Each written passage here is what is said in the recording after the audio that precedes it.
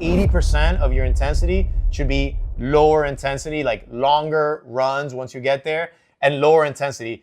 Everybody gets this completely backwards. In the beginning, your number one goal is become a consistent runner. There's nothing wrong with if it's your 5K to walk half of it, to walk all of it. Just get out there and do something. 100%. The reason you hate it is because you're going way too hard. Yeah. You should not be feeling like you're dying like that every single time. Your first year of starting to run, 30 to 50% of people get injured. Everybody that's starting tries to go way too hard.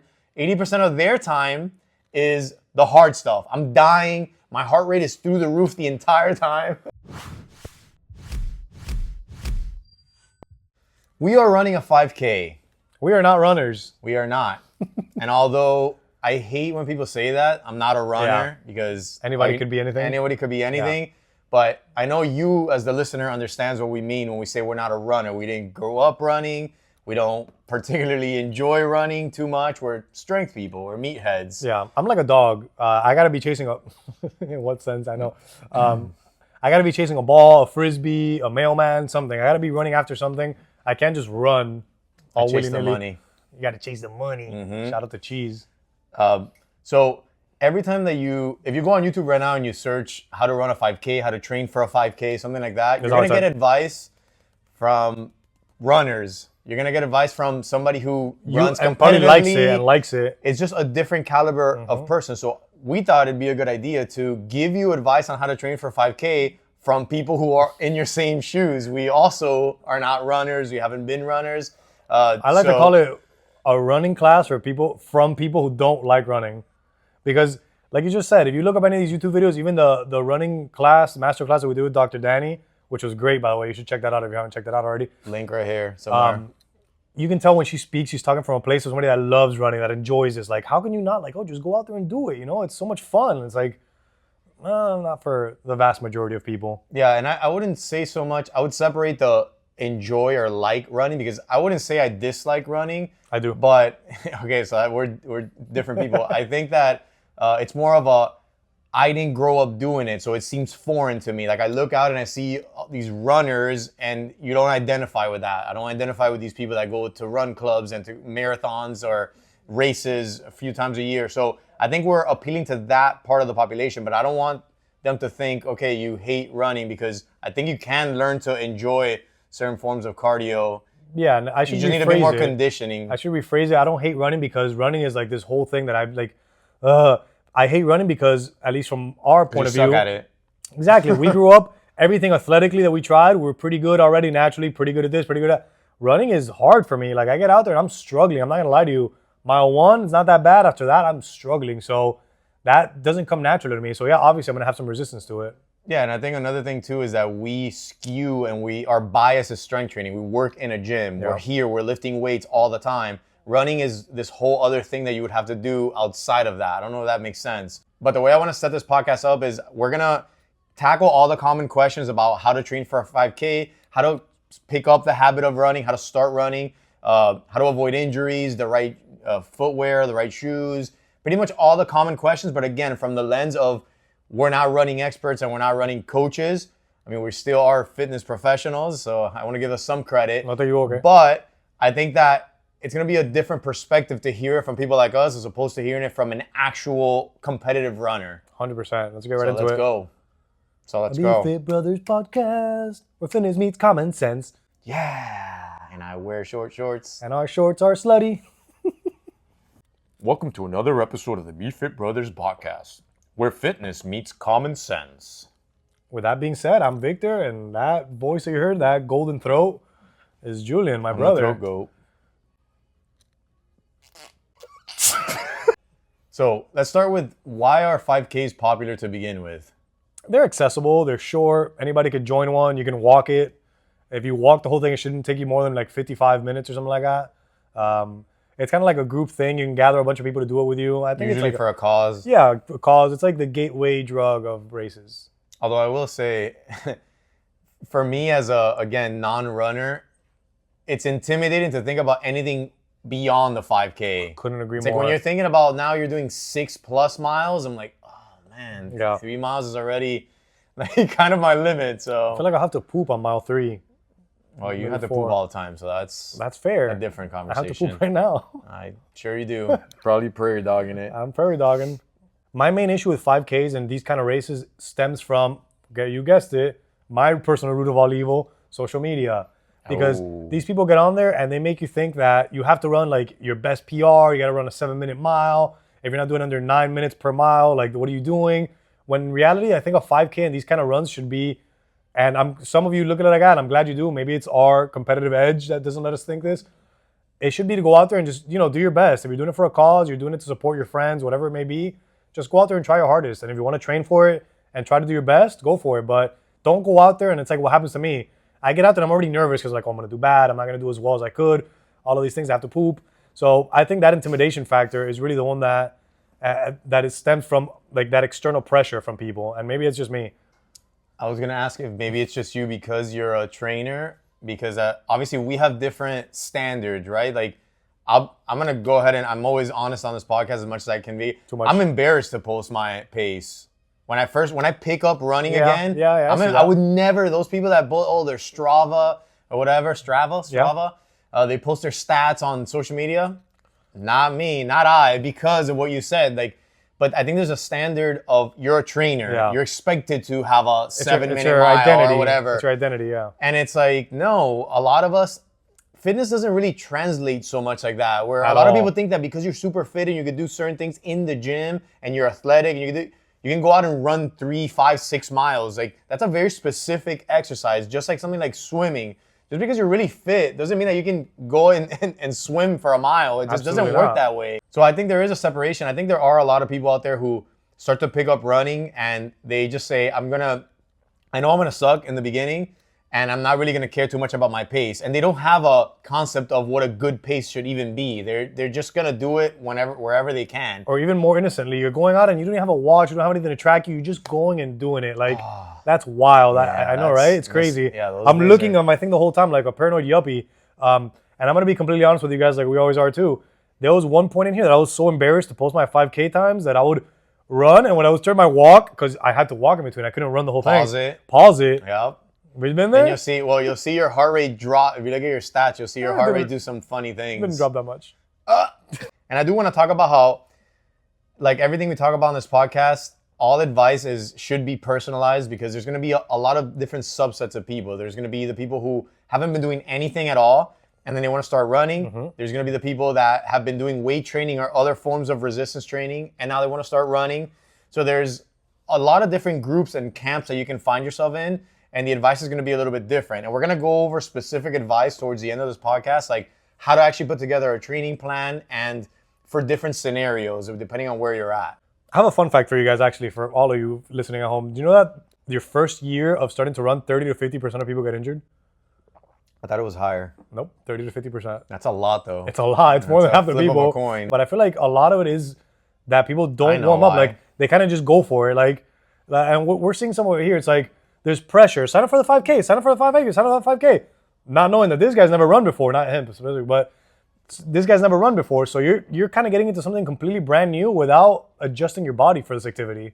Yeah. Let's go over the top mistakes people make. Yeah, let's go. Number one, by far, if we had to, let's say there's 5 mistakes, this one is like 80% of all the mistakes, which is going too hard too soon. And it goes back to what you said about whether it's ego or expectations. But to me, it's more about like ignorance. Lack of knowledge, yeah. Yeah, it's like running is just running. Yeah. Should be able to do it, right? Go out there and run. And it's like the best advice that we would give people who are not runners or haven't been running is don't be ashamed to run, walk, or jog, walk when you're starting off. As a matter of fact, that's what you should be doing. 100%. Because you have no business trying to just run for long distances. Yeah. First of all, you're not going to be able to. And second of all, if you do try to do it, you're going to be gassed, your heart rate's going to be through the roof, and your form is going to break down if you have any form to begin with, which is another mistake. So it's just not what you should be doing. Let's put it that way. Definitely. And I think experts like Dr. Danny mentioned that you should be doing the walk. I think even experts like Dr. Danny mentioned that you should be doing the run, walk. And there's a specific amount of time you should be doing it too. It's not like, walk when you're completely gassed, because at that point it kind of defeats the purpose. You're already smoked. It's going to take you a little longer to recover. So I think they say it's like run for a minute and then walk for like a minute 30, something like that, 90 seconds. It depends. Like, who are you talking to here? For a complete beginner, I know the Couch to 5K app. That's how they start you off. Okay. Which Couch to 5K is a very popular app that does exactly what it says. It takes you from the couch to a 5K. So I downloaded it, I started messing around with it. And the first thing it tells you is, first of all, it tells you to run 3 days, which is something we're going to talk into later. Yeah, we are. And the first day it tells you run or jog at a slow pace, as controlled as you can do it, for a minute, and then walk for 90 seconds. Are they telling you things in your ear? Is it like a little yeah, coach? it kind of like cues you. Cues you? Yeah. Okay. Yeah, I think the Nike Run app does that too. Yeah. I'm glad you messed around with that because I don't have any experience with those apps. I'm very anti, like, I just want to go out with my music type of thing. My wife tells me all the time, you should get the Nike Run app. I'm like, why? Why do I need some person telling me? I'm the same it's though. Like, oh, they give me cues. This, I'm like, I'm sorry if that sounds arrogant, but like, I don't need cues. I don't need a hype man. Like, I just want my music. But then again, I really enjoy the music, that combo of like the music and the running. That's inarguably my favorite part is I put a nice playlist that I'm into. Some of the songs that I have like looping in my head go out there. And by the way, I run to sad music. I don't know if it says anything about me.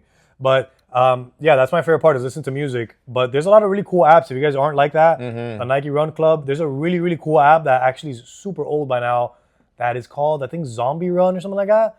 That is literally like you're running and then it'll tell you like randomly. Zombie after you. Yeah, literally like that. Like, and you have to do a sprint. I swear. People are dumb. Yeah, he's very judgy. But it's pretty cool if that's what gets you going. Like it's so you're walking and then it tells you that things are chasing you, and if that kind of triggers your fight or flight, then you'll be it. Jesus Christ, bro. It's one of the highest rated apps, man. Oh my God. This guy's a hater. Like I nedo allá afuera. I'm leaving all of this. Okay, leave it. I don't care. All zombies chasing after you. Let's reel it back into mistakes. Yeah, that's where we're at. Hello. We're still on this going out too fast. So I think part of it is just not having a plan at all. You're just like, I'm going to start running. A lot of people start running every day or crazy. try to run every day when they're going from like completely detrained and deconditioned to, I'm going to just start doing this, not giving enough respect to the stress that running causes for your body, you know? And again, we always talk about how exercise is stress and stress can be good, but you have to manage stress. I think that's the thing. If there's anything we want to teach you guys, it's that you have to manage stress, all kinds of stress, but definitely physical stress. So you said 3 times a week, that's a great starting point because it gives you enough time to recover and then get back to it 1-2 days later. And that's like you said, is a plan because not only do people try to run every day, I would say also the opposite. It's like, oh, I'll run when I feel like it, which I've been guilty of, like for sure. I'll run when I want to. You end up running maybe twice a week. 1 week you run 4 times, 1 week you run once. That is not a good plan. That's not conducive to being a dedicated runner. You should have that plan. I will also say that is the objection and the argument, and it's a good argument to why some people choose to run more often and like every day or every other day is because I'm trying to get into this habit. Like if I don't do it every day, what am I? Oh, Monday, Wednesday, and Friday. Like what if I wake up Wednesday and it's one of those days where like, you just want to stay in bed. Or what if you live in South Florida? I was going to say, if you live in Miami. And it rains dude, it's rained every day for the last 2 months. Every day. Look at this beautiful day right now. It's going to rain by 2 p.m. So I always say to people, you either get it done in the morning if possible, or you have access to a treadmill because if you decide to wait in Miami to do it in the afternoon or evening, you might get rained out. In the summer and like around this time of the year, in the fall, forget it. I got caught in the rain the other day and it was actually pretty refreshing. It is kind of nice, but it depends. If you get caught in a storm, yeah, you don't want that. Another common mistake that people make is they raw dog their run. They put their shoes on, put their watch, everything. Remember, Joaquin? What's raw dog? I've never heard that term. Raw dog is. Raw dog. When you're raw dog. And they just out the door and start running, which, by the way, I do. But they don't warm up. They don't stretch. They don't do a walk in the beginning. They literally just out the door running.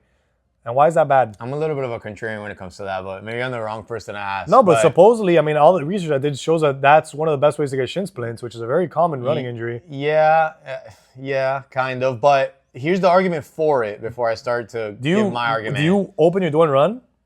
No, I don't see you doing that. I do a few merengues. Okay. I see you doing merengues and like that hip opening thing. You know what I'm talking about? I have a theory when it comes to exercise. It's not just a theory. It's based on like actual scientific research. But where depending on the intensity of your workout should be how much you dedicate to the warm-up, right? So I remember like Olympic lifts. You gotta. I remember one time, Biagioli, the director of my program when I was studying in grad school. I remember I asked him. We were doing sets of 12. Like the first set was 12 or something, and I was like, "Oh, do we need to do a warm up set before this?" And he was like, "It's 12 reps. That is a warm up. Yeah, that is your warm up. Like if you were doing 5, 5 sets of 5, like that's a heavy ass set. Yeah. Yes, you need to warm up to do 5, but to do 12 reps of something, and my analogy is the same with running. The way that I do it is, I do a few dynamic warm-ups, very, very little, and then I'll go on like a brisk walk for like You're better than me. 50 yards. You're a better man than me. But I'm gonna go for a slow run. The hell do I have to warm up for a slow run? Now, if I was gonna go for sprints, dude, you gotta check out my warm-up for that. It's a 20-minute warm-up. For a 10-minute sprint. Does that make sense though? Absolutely. Like, the intensity of the workout. Now, here's where I'm gonna go against my own advice. If you're a complete beginner, that jog is gonna kick your ass. Yeah. That jog is an intense workout. So don't listen to my advice. Warm up. Definitely warm up. Yeah. It helps prep your body for what you're about to do. Yeah, and that's why I brought it up in the first place, is for those people who are just beginning, or the people that, have really tight quads, tight hamstrings, tight calves, that might go out for a run and pull something. Exactly. Just like that. So those people absolutely warm up, do a dynamic warm up, do a nice little walk. I am with you 1,000%. I tie my shoelaces, lock the door, music on, run. I don't even do a dynamic. I don't walk. Just me fui. And the only reason I do a little bit of a warm-up is because I've had many injuries that you haven't had. So, for example, my knees and my back, that tends to be my problem area. So I do a little bit of like just prep, just getting myself right when it comes to my specific injuries. I'll be perfectly honest. If I didn't have those injuries, I would just lace up my shoes and just go for it. It's kind of what I just do. Like I just go start a little slower and then kind of pick it up. But again, you listener are not listening to that advice. You're gonna warm up, and the way you're gonna do it is don't stand there and do the quad stretch. So you just pick your leg up and stretch it out and hold the stretch. You're not trying to do static stretching. You're not trying to hold stretches. You're Start your walk, toy soldiers. Exactly. Swing the leg. That's movement oriented. Yep. It takes you through 4 ranges of motion. It gets a little blood flowing, core temperature a little bit higher. And then what I would do is always start with a walk. Like start with a brisk walk. That kind of gets you going, gets your body prepped. Get your gait going. There's a lot of things that are happening there. Make sure your shoes are feeling good.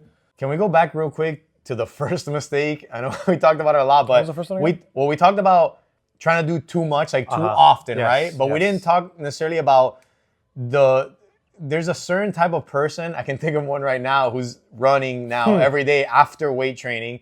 And they're the type that like ex-athlete, like that mentality of like go hard or go home.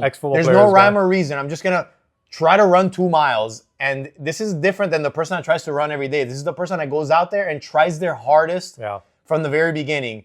Huge mistake. One of the things that, well, doing research for this, I already knew, but you see all the smarter coaches recommend is that 80% of your intensity should be lower intensity, like longer runs once you get there, and lower intensity. Everybody gets this completely backwards. Yeah. Everybody that's starting tries to go way too hard. 80% of their time is the hard stuff. I'm dying. My heart rate is through the roof the entire time. The shoe fits, right? So, but you know what the problem is that when you're starting out, any amount of jogging is like really hard for you, right? So you have to humble yourself, and I'm gonna be honest, you're gonna be doing a lot of walking. Yeah. You're gonna be doing a lot of walking with a little bit of jogging, walking with a little bit of jogging. And this is the same type of person that will do a strenuous strength training workout, and then I'll just go run after because I'm already sweaty. And it's like, dude, you already kicked your body's ass, and now you're gonna go do something that you're not used to.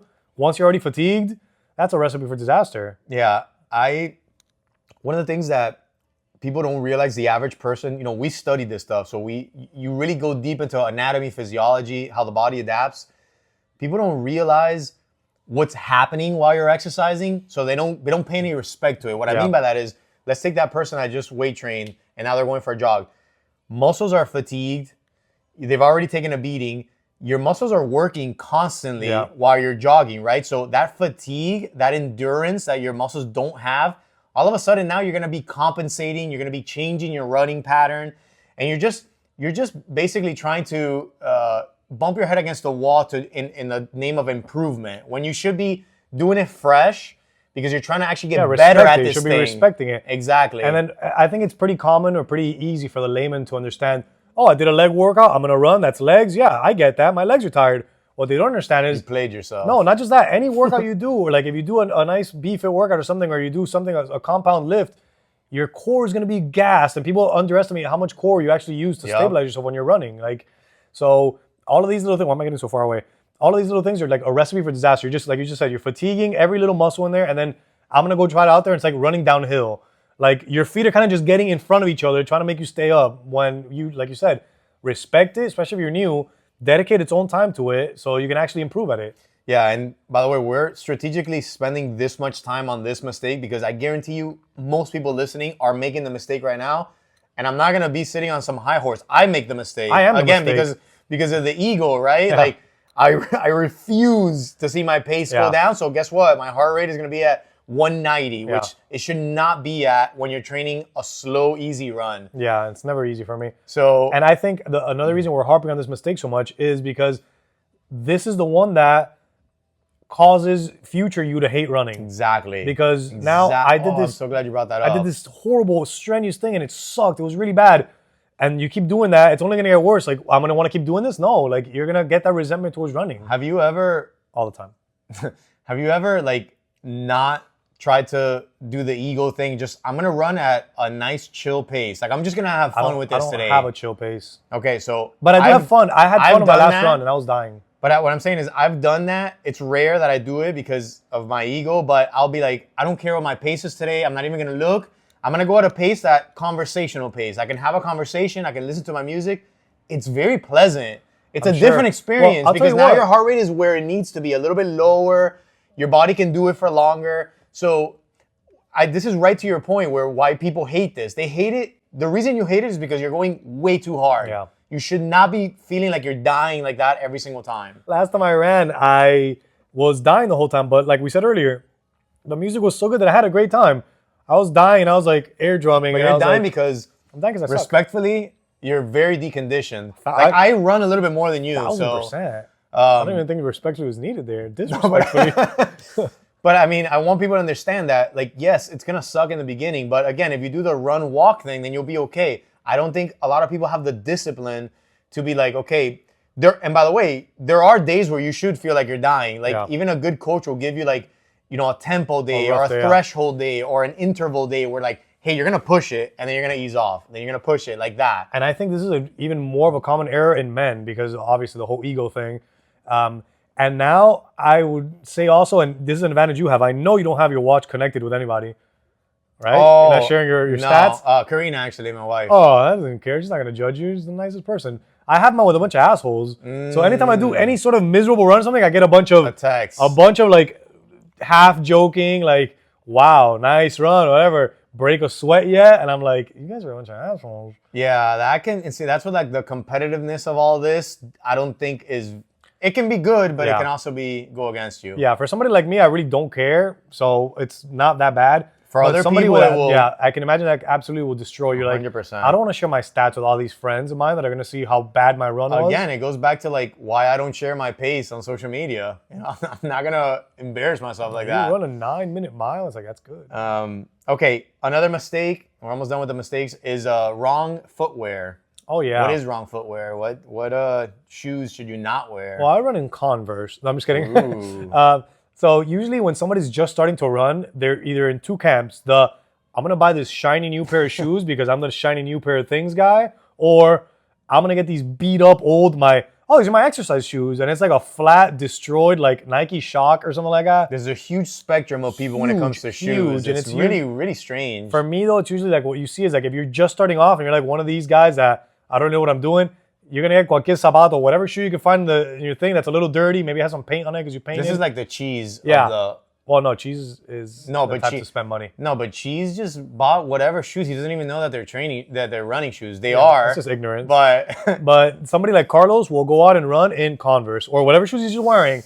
Like, I got these basketball shoes in my trunk. Whatever, I'll just run in that. Yes. And that's a huge mistake. It's the same. We see it more the opposite. We see a lot of people wearing running shoes in here to strength train, and we're like, it's not a great idea. But I still think there's such a huge market. Arguably, arguably, I think the other one might be even worse. Going out and running especially if you're older, a nice flat pair of shoes. I mean, I know we're not in the recommendations yet, but should we talk about what the right shoes are? Because I have a lot to say about that. Yeah, get in there. Go. So, I've gone down the rabbit hole when it comes to running believe it. shoes. I Not now. I've done it for years, right? Because there was a time where I kind of fell into the whole barefoot craze, God, they were ugly. and I started to, really buy into the whole thing of like, yeah, humans didn't evolve to wear these huge cushiony shoes. I need a and wide all this toe thing. gap. And there was people. I don't know if you guys know this, but there was people running marathons and crazy distances, literally barefoot, or with like what they call minimalist shoes or barefoot shoes. Those shoes. Yeah, the what are they called? The sock? Vibrams or Merrells or anything that was like just completely flat. Anyway, I'm not gonna go over this whole thing, but the conclusion is it's very, very dependent on the individual and of course their training history, their status, all that stuff. Best thing you could do is go to one of these running stores. Get fitted. Yeah, get fitted, see what fits your like the shape of your foot, but also your gait, like the way that you run. I'm not. And you might have this, like you might have certain issues like mobility issues and restrictions that might require a certain type of shoe. Yeah. All that to say is that don't worry, there is no perfect shoe. You're gonna have to experiment a little bit. Some people prefer a higher heel drop than others. I personally prefer like a very little, like zero drop, but the shoes are still cushioned. I don't know if that makes sense to you. You know about like heel drops and stuff like that? Yeah. When I wear high heels, they're how So just kind of experiment a little bit. Find a shoe that kind of fits right. And then if you want to go the extra mile, go to one of these stores and get like see somebody actually analyze your gait, and then they're going to recommend something for you. It's not something you have to think about that much, but obviously don't run in like non-running shoes. I think that's the best advice we could give, especially for beginners. What's a non-running shoe? A cross-training shoe, like a Nike Metcon, like an everyday, like what are these running shoes? Like there's a lot of shoes that they sell that these sports shoe brands sell for casual use. Generic casual use, exactly. So go with an actual running shoe that's designed for running. Yeah. I personally hate bulky shoes, so those giant Hokas or whatever. Whoa, it's all a trend right now, dude. Relax. I mean, whatever. Offend our sponsors. Hoka, sponsored by Hoka. Grab a pair and go running. Yeah, does that make sense? Or is there it makes sense there's to another me. Frequently asked question that we missed about shoes? I think it makes sense, and I think if you really are that curious, like you said, go to a store, try them on, walk around with them a little bit, maybe jog around the store. You'll get some looks. And by the way, I did run in barefoot shoes for like a year. It sucks. You also are not made, like, I'm sorry, but it's also like dependent on the person. You're not made to run in barefoot shoes. I know what you mean. I don't have indigenous genes. Yeah, you always had these little like soft feet, little feet. They're not little, you asshole. They're not little, they're bigger than mine, but they're just feeble. Yeah, but like I used to play football. Yeah, like I can't tolerate concrete. walking barefoot barely. Like if I step on a little rock, it's like I see stars. Yeah, that one of those. Yeah, yep. Yeah. So I really do think it's also person dependent. Some of these barefoot runners will tell you there's nothing wrong with it. You just got to get acclimated, and slowly, little by little. I don't think it's for everyone. Yeah, there were kids growing up that it's like, oh, we're playing flag football. Let me take my shoes off because I'm better barefoot. Yeah. I'm like, what are you talking about, guy? Steph and I used to play in the concrete. I remember cutting in concrete barefoot. It's crazy. It's horrible, but some people can do it, some people can't. But also, it wasn't so hard because of the surface and all that. It was hard because it's hard on the body. Yeah, like it puts. People don't realize that what running shoes do is they're giving you a little bit of a boost. Yeah, they're kind of helping you, and they're giving you that propelling cushion. You forward, and not only in some that, cases, yes. And they're also acting like the shocks of a car. So they're taking the impact, reducing the impact that it does to your joint and then bones and all that. So pull. That's a little bit tricky. I think it's true. No, but you can go down the rabbit hole because I don't remember this, so don't quote me on this, but. It was like barefoot shoes place more stress on, I don't know, the Achilles, I'm pretty sure, but less stress on the knee. Funny enough. The other shoes put more stress on the knees, because they're probably pushing protect your feet. You know what I'm saying? Like shift, maybe? There's other things going on there. Like there's a whole biomechanics of this. But anyway. Let's argue this. You guys get the idea, right? All right. And then the last mistake is... lack of strength and mobility, right? Strength and mobility, like not doing strength training on the side, or like if you have mobility issues, also mobility. So... this is the classic person, and I think there's a lot of them, where it's like, I'm just going to start, I need to get in shape, quote unquote, whatever that means. So I'm going to start running. But they forget about everything else. They're like, I'm just going to start running. Yeah, and I actually have a perfect case to talk about this, she started with me, I would say already 2 years ago, I want to say. And she had a huge transformation, by the way. But she came to me as just a runner with severe hip pain, could barely do single leg exercises. Her squat was a little wonky because of the hip.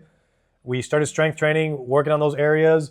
And now, not only is she in the best shape of her life, but she runs without pain. It's honestly one of the best success stories that I've had as a trainer. She also doesn't rest enough. She also doesn't You rest need enough. more sleep. She doesn't rest enough, doesn't sleep enough, and for a while lived on crackers.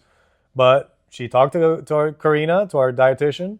She started strength training. She took all these steps. And guess, like I said, best shape of her life, runs all the time without pain, is one of our most consistent clients. Yeah. So, I mean, guys, if you have an issue, if you have a problem like that, don't beat it over the head. Like, go to a professional and let them help you out with it. Yeah, let's talk about why strength training is important. Let's go back to the physiology of running. It takes a toll on your body. Obviously, it's obvious, right, that your muscles are working as you're running. So it would make perfect sense that stronger muscles and a stronger body equals more efficiency, better running economy, more resistance to fatigue. So one is just going to complement the other. This is something that actual runners have learned the hard way, because historically, runners didn't really strength train. Yeah.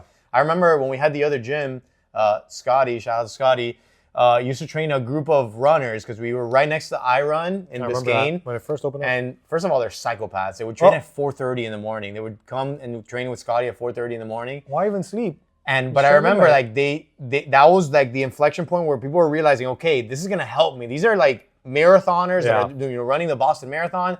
This is actually gonna help me with my running. So as long as anytime somebody's resistant about something, you let them know the benefits and how it's gonna help you do your thing. And all of a sudden they're interested. So take our word for it, because that is our bread and butter. We might not be running coaches, but we're strength coaches. The strength training, especially, and all you need, by the way, is like 2 days a week. That's all you need. I was gonna say too, if you don't think strength training helps, go out for your first jog, and the next day you're gonna be sore as shit. Your quads are gonna hurt, your calves are probably gonna hurt. So you don't think these muscles are activating? Like, think again. You're gonna notice it the next day. So why wouldn't you strengthen that area? Exactly. And just to give like the quickest little tips I can for, let's say a lot of our listeners are avid weightlifters, right? Yeah. So they're actually doing more weightlifting than running. But let's say somebody doesn't lift weights or doesn't have access to like a B-Fit, then what would I suggest? I would suggest full body workouts 2 times a week, just to start, nothing crazy. Try to do more compound movements. But then there's certain muscle groups that you should be focusing on, like the glutes and the hips, not a muscle group, but you get what I'm saying. And the core, those are all very important things. But I would still train most muscles. I would do compound lifts. And don't be afraid to throw in some plyometrics in there too. I remember Dr. Danny, when we interviewed her, that was one of her big things, that she would do a lot of plyometrics, because again, it's kind of obvious when you think about it. You're mimicking, the process of running. Mm-hmm. So you need to strengthen not just the muscles, but like the Achilles tendon and everything surrounding the foot and leg and lower leg. A lot of pogos, like dynamic step-ups, things like that are kind of mimicking that running motion and putting that similar impact on the. It's conditioning. You're conditioning your body for the stress of running. The beating it's gonna take. Yeah. I don't think we talked about this, but there's an issue with running where, and if you've ever ran, you know this. You can, let's say you're focused on your form and everything's going well for the first mile. Then you get fatigue sets in. Once fatigue sets in, it's a whole different ball game. Out the window. All of a sudden, like you can feel your stride is different. You're not swinging your arms as much. You're not maybe having that chest up as much. You're starting to slouch. You're starting to drag your feet. So that's a matter of conditioning. That's how your muscles, whether it's your cardiovascular system or your muscular system, something's isn't holding up. Something's giving out on you. So the more you train those systems, the better prepared you're going to be. 100%. Let's talk about the actual training plan. Let's do it. If I had to give somebody a training plan, first, let's go back to our different subsets of people. We'll talk about the person who's completely untrained, like the couch to 5K kind of person. We'll talk about somebody who is already training but not running. So that would be like our people, basically like us. And then we can talk about somebody who does another type of cardio and has a good aerobic base, but not running. This could be somebody who does sports or plays pickleball or whatever. Does pickleball give you a good aerobic base? I was going to say a real sport. Right? It must. It's all right. It's active. If it's competitive enough, you'll do it. But half of the pickleball leagues, you're drinking beer on the side. Whoa. I'm not joking. What? I'm not taking shots. It's real. Go to the fort in Fort Lauderdale. You can have an aerobic workout while drinking beer. You can. Okay. So let me cover the people, the couch potatoes, because I did look up the app. Okay. The Couch to 5K app. Wait, before you say that, I think general advice, if you're you just want to listen to general advice, no matter which one of the camps you're in, I still think 2 to 3 runs a week is like ideal. Yeah. Like no more, no less than that. Nothing more, nothing less. Agreed. So I think what you're about to say is in line with that. Yeah, what I'm about to say is the couch to 5K method, which I think is kind of a good way for anybody to get their foot in the door or out of the door because you're running outside. But they tell you a 3-day split. And the first one, they tell you day 1 is you do a 30-second jog, a jog at your own leisure, preferably slowly if you're just starting off. So 30-second jog followed by 90-second interval of walking. Okay. So what is that? 1/3 split, 1 to 3, a 1 to 3 split. Then day 2, how many times? 6 to 8 times. Okay. Yeah, 6 to 8 times. I'm guessing that's person dependent because some people are naturally, either have more lung capacity or whatever, what have you. So 6 to 8 times. Day 2, they tell you to go out for an easy jog, but a jog that you can hold a conversation the whole time. Okay, which Now, for most people might not even be a jog at all. For me, it'll probably be like a power walk. If I have to talk to you the whole time, it'll probably be a power walk, or something along those lines, that speed. And that's pretty much it for day 2. Okay. Yeah. Day 3 is kind of optional. Day 3 is going to be optional, but it's like a longer, slower run. So you're just going for distance here.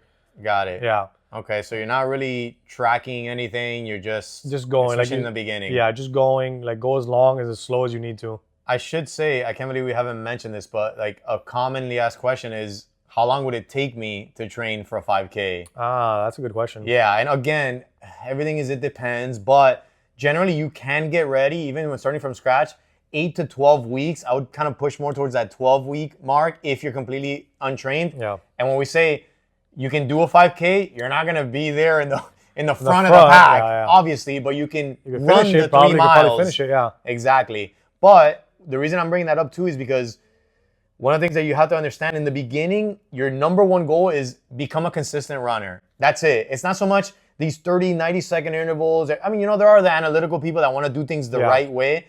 Then there are others that my advice would just be, see if you can run 3 times a week. Exactly. Run 2 to 3 times a week for the first month. Yeah. Oh, you did that? Great. Like now you got that habit kind of set up. Now let's get like tactical about it. Which is an important, here we go again. Celsius, live fit. Celsius, for the man who shaves his huevos. Also, I would never buy cherry cola. I don't know where the hell that came from. If you guys know where that's from, comment below and we'll send you a free shirt. So I'm glad you brought up the whole time frame thing because people get this idea like, oh, it's just a jog, it's just a run. I can do it, whatever. It's next month. I'll start now, whatever. I'll start practicing right now. What happens? You overdo it. You get hurt. Something happens, or even worse, you actually do it, but then you're still not prepared because it wasn't enough time. So I'm glad you brought up a realistic timetable for these people because, like you said, they don't respect it. And it's like the people that come to us and are like, my wedding is in 2 weeks. What can we do? And you're like, well, you didn't give me any time. And again, it goes back to the ignorance and not respecting the craft, the way that the body adapts to things. Yeah. I think one of the best things that you guys can learn, no matter what you're trying to do in movement or physical ability, you have to understand the way the body works, because if you don't, then you're going to have unrealistic expectations. 100%. Like if I tell myself I want to gain 10 pounds of muscle in the next few months, like you have to understand that that's just not physically possible. Like the body has its way of adapting. So I will be completely honest, and this might sound like like demotivation or whatever. Demotivation? That was a terrible word. Anyway, running takes a while to get used to. Yeah. It takes a while to get good. Yeah. Let's put it that way. Yeah. There was a point in time that I was this ignorant person and I went out for a month of consistently running 2 to 3 times a week. I'm not that much better. I improved very, very minutely. Very, very I finished the 5K just under 30 minutes. I wasn't happy with that. I thought, I trained all this time. All this time was a month. So got to take that into perspective. It's pretty good, and if you did it under 30 minutes by only training a month, that's actually pretty good. Yeah, but again, we work in the fitness field. I'm already somewhat trained in athletics and strength training. I wasn't going completely from nothing to running a 5K. Yeah, that's the difference, and that's why we have these different camps of people, because you have what a lot of beginners don't have, which is muscular strength, your bone mineral density is good, your ligaments, for real, your ligaments and joints are good. You're out here doing plyometrics and shit that most people don't ever do in their entire life. So what's going to happen is you're going to be able to, I don't know if you know this, but athletes are amazing compensators, right? Like people that are really fit, they're not necessarily great movers. They're just good compensators. They're so strong We that go back to you can put them through the ringer and they're gonna get it done. it's like the Tyreek Hill running. Exactly. Also, sorry to Tyreek Hill, but yeah, it's like the same sorry thing. for him. Oh, okay, good, good, that's fine. Yeah, but it's like you said, it's that they're so good. Their bodies are so athletic and so capable that you throw them off a skateboard down a hill and you can kind of catch yourself and run and still make it down the hill. Exactly. I know because it happened to me. So what happens there is you died out and you were super fatigued, but you had enough in the tank and enough like muscular strength and all these things to get you under those 30 minutes. Yeah. But the average person is not going to have that. When they're smoked because they don't have, there's only so much that your body can push if you're deconditioned that you just can't do it. So go back to that Biggest Loser race that they were like walking on the beach or running on the beach or something, and the lady passed out and almost died.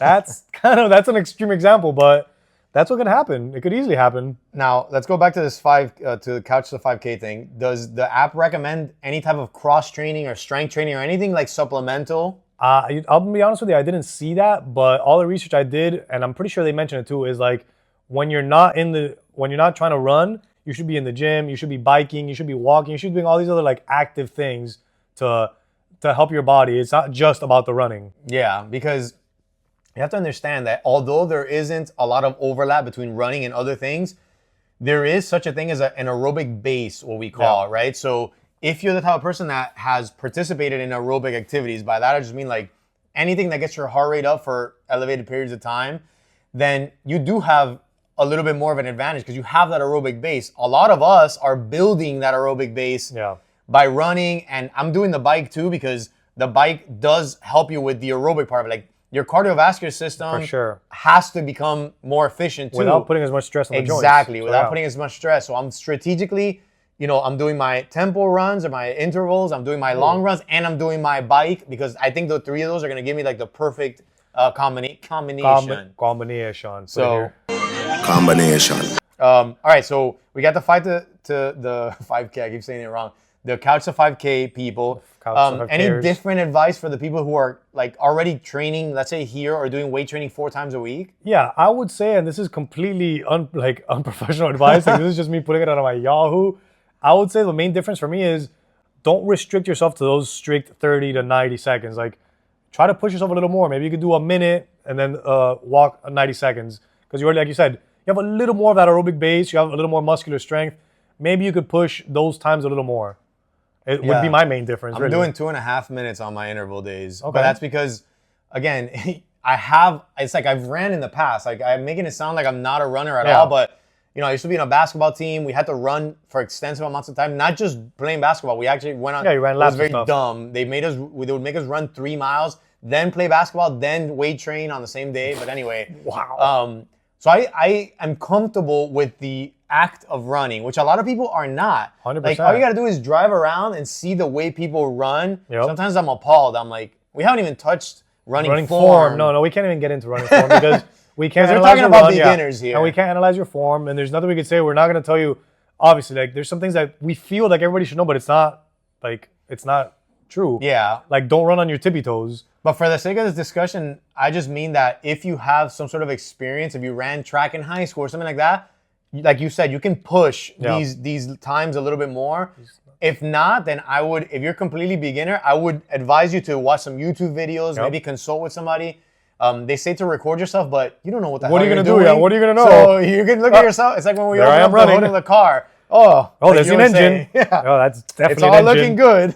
Oh my God, a battery. So, I mean, I'm always a fan. Obviously, I'm a coach, so I'm always a fan of Getting talking coached. to the expert. Yeah. Because that one visit with the running coach or with whoever is going to give you so much more. It's going to save you potentially months or years. An injury, possibly. We knew somebody that ran on her tippy toes, loved running, broken toes. Yep. Then there was a constant battle between the toe injuries. So, try to prevent that. And like we always say, it's better to start off with a nice, clean surface. Don't start off trying to, bang your head against the wall and I'm running like this. Start off with a nice, smooth surface. Have somebody teach you the proper way from the beginning. And you don't have to reteach your body's mechanics. Yeah, and by the way, we should have said it in the beginning, but if you're an intermediate/advanced runner, this is not the podcast for you. What are you watching this for? You are like us, maybe.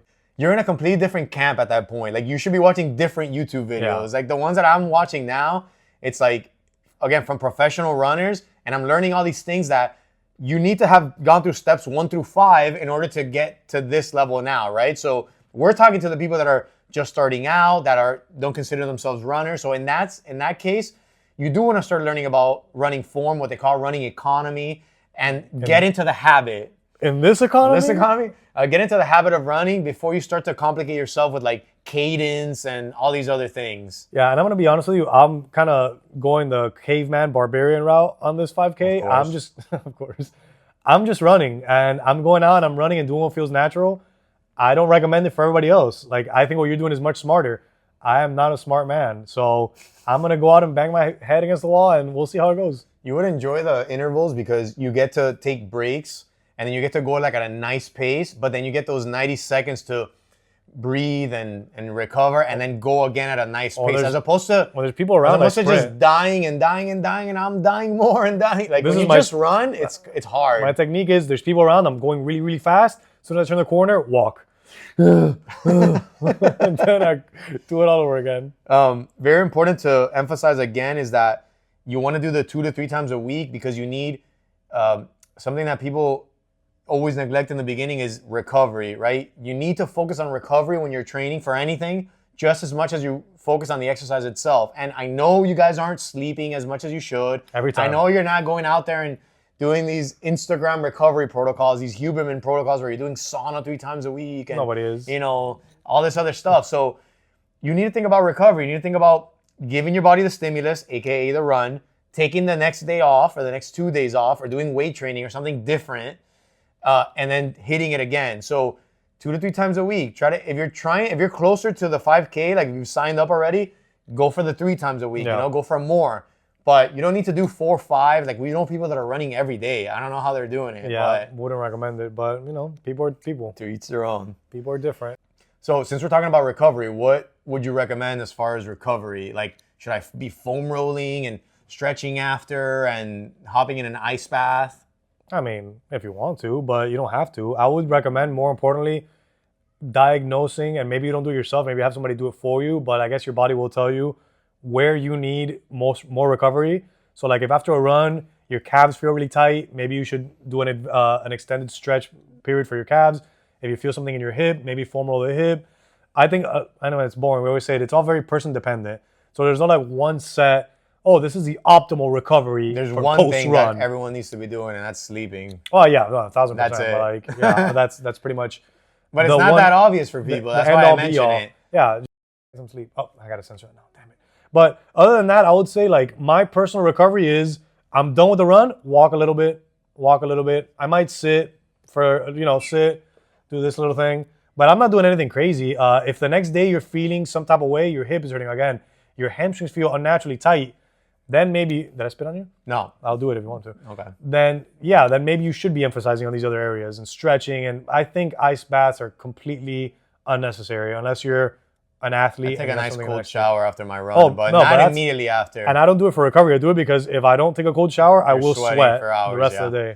I'm glad you brought up how you feel the next day because it's something that we haven't brought up, but listening to your body, I say it like that because it's such a cliche. It could go both ways, right? Cliches. But when it comes to this, you do have to listen to your body in the sense that your body will let you know if your joints start hurting, if you're getting that little bit of knee pain that that's a problem area for the last 10 years or whatever, then you have to dial back or make arrangements. Adjustments. So perfect example is what's happening to me. We're doing, for those who don't know, we're doing a 35-day challenge. So I'm working out every day, which I'm not, believe it or not, I don't do that all the time. I take like 2 days off a week typically. And I started to feel my joints a little bit. I started to feel these recurring injuries that I've had, like my knee and my back. And okay, now you have to make adjustments. So what did I do? I added like a mobility, restorative yoga day. I'm doing, if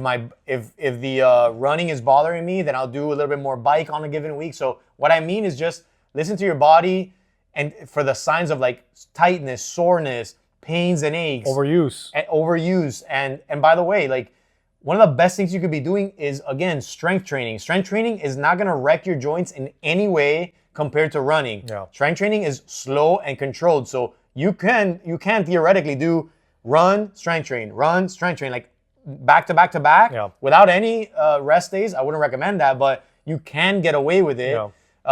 Because again, the strength training is going to help with the other stuff. But then I'm assuming that you know what you're doing in the gym, which a lot of people don't. Which is a pretty bold assumption to make. Exactly. And then last thing I'll say about recovery is nutrition is something that people don't think about when it comes to recovery. And especially when you're talking about like doing races and stuff, like now nutrition starts to play a more important role. And you don't need to overcomplicate nutrition when it comes to like a 5K, even of like day before the race or day of the race. It's not like a marathon where those people are complete. Their diet is dialed in. They have to carb load and do all these other things. But the one thing I'll warn people with is that if you're restricting calories severely because you're like on this weight loss goal, that's not going to necessarily help you too much when it comes to running. Especially if you're cutting carbs or anything like that too. It's like, I'm not sure if this is the time and place for you to be doing that. Dude, one thing that I can't believe we haven't mentioned is one caveat is running is significantly easier when you are not overweight.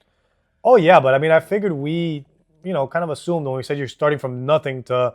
That you're overweight? That you're either overweight or out of shape. It's funny because I was listening to a YouTube in preparation for this, to a YouTuber who's a competitive runner. The guy's a twig. The guy looks like what a marathoner usually looks like. He probably weighs, I'm not kidding you, like 125 pounds. Is that a lot? But you know what he was saying? He was like, I usually cut weight a little bit for my marathons because, being a little bit lighter is helpful.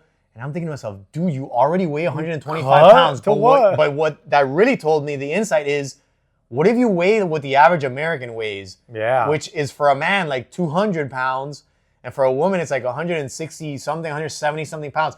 In other words, if you're overweight, it's so much harder to move more weight. Oh, yeah. So I just can't believe we haven't said this whole time. You have to really gauge your intensity, and you might have to do a lot more walking in the beginning. And you aren't expected to run the full 5K in 12 weeks if you're like really overweight. 100%. I can't believe we haven't said that. And there's nothing wrong with not running the whole 5K. We want that to be, that's one thing that I want to get out in the open is like, there's nothing wrong with your 5K time. There's nothing wrong with if it's your 5K to walk half of it, to walk all of it. Just get out there and do something. 100%. And I would say this isn't hopefully your only 5K. I don't want you guys to think about it as like, oh, I did my 5K. One and done. No, it's like, what you should be thinking is, okay, I had to walk for like the last mile, this 5K. Maybe Let me next sign time, up. Exactly. Next quarter, I'm going to sign up for another one, and I'm going to try to run the whole thing. Set little micro goals for yourself. 100%. Don't let anybody judge you or tell you like you have to be going fast or nothing. Like, listen to your body, what we say, that old cliche.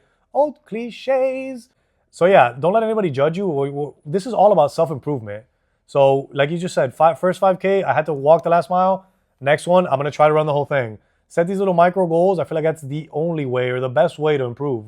Yeah, 100%. That's good advice. Okay, should people be thinking about heart rate monitors or Apple Watches? Oh, 100%. Or Garmin's? Wear your watch. Put on your Oakley shades with the camera on it. Do the whole thing. The whole meta. Do it all because otherwise you can't even run. Meta, berate me the whole time during this jog. But no, absolutely not. Especially if you're just starting off, I would say it's more detrimental to have it because it makes you like, especially if you're somebody like us that's anxious, looking at your pace the whole time, like I'm not doing great. Oh, I could be doing better. Sometimes it's better to just go out there and wing it, man. And like, especially if you're just starting off, yeah, of course you're gonna need a little interval timer if you're doing that. But I don't think it's necessary at all unless you're starting to, take it more seriously. Then I want to start watching my pace. I want to start measuring my heart rate. Then it's something you might kind of want to get into. Yeah, I would agree with that advice, but I'm gonna go with the route of most people listening already wear one of these things, right? Yeah. So it's not like they have to buy an Apple Watch or buy one of those. Like, so I'm using it for my weight training. I use it when I go for walks. So what should I be looking for when I'm doing my runs? And my advice would be try to keep that heart rate as low as possible for 80% of the time, right? So when you see it just start to get in the crazy high levels, which is dependent on the person and your age, that's when you know you should be dialing it back. And that could be a problem for people because, for example, I tend to be very neurotic as a person. So when I know when I do my races, my 5Ks, I'm so neurotic about my heart rate. Oh, my heart rate is higher than usual at this pace. Like, you don't need to be that neurotic about it. The only reason I would use it is as a precautionary thing. Like, okay, I'm way too high. I should not be at 186 average on my easy run. This should be a little bit of a more chill because the heart rate is just giving you feedback of, here's where you're at right now. Yeah. Here's where you're at this pace. So You're dying. that's why you're done. Slow the hell down. You're like dying, start buddy. walking. That's my watch. My watch is like, hey, whoa, dude. And then of course 198? you're actually tracking like your distances Yeah. through here. So that's the disadvantage of not wearing anything. Yeah. No, and then like I said, if you're actually starting to get into it and you're enjoying it, or even if you're not enjoying it, but you want to get more serious, then yeah, I would say get one. It's motivating. It's nice to see your route. I think that's pretty cool. It's good to see your small improvements. That's motivating. Yes. Yeah, like but- the other day my Apple Watch told me, oh, this is your longest run yet. And I was like, Thanks, Thank Apple you. Watch. Thanks. You ran like shit though. No, but I do agree that it's not necessary, but it is a nice tool to have. Yeah.